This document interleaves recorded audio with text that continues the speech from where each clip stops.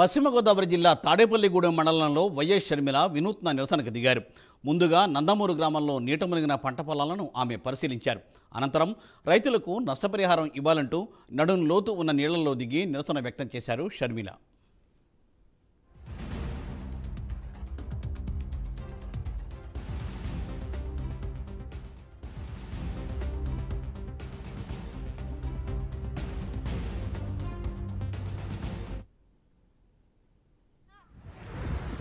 నేను రాగానే అమ్మ మా పొలాలు ఎంతగా మునిగిపోయాయో చూడమ్మా అని వాళ్ళందరూ నీళ్లలో దిగి మరి వాళ్ళ కష్టాలు చెప్పుకునే ప్రయత్నం చేశారు.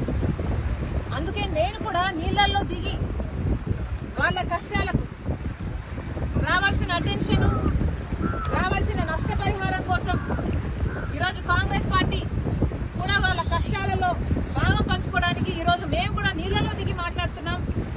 ప్రభుత్వాలు కళ్ళు తెరవాల్సిన అవసరం ఉంది. పక్క రాష్ట్రంలో రేవంత్ రెడ్డి గారు రుణమాఫీ చేశారు.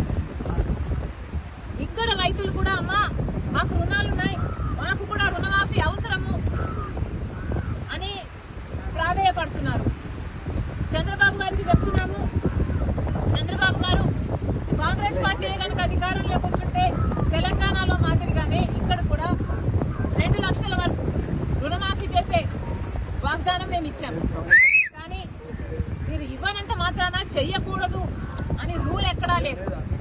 రాజశేఖర రెడ్డి గారు రుణమాఫీ చేస్తాను అని వాగ్దానం ఇవ్వకుండానే, మేనిఫెస్టోలోనూ పెట్టకుండానే రుణమాఫీ చేసిన గొప్ప మహానేత రాజశేఖర రెడ్డి గారు. చంద్రబాబు గారు కూడా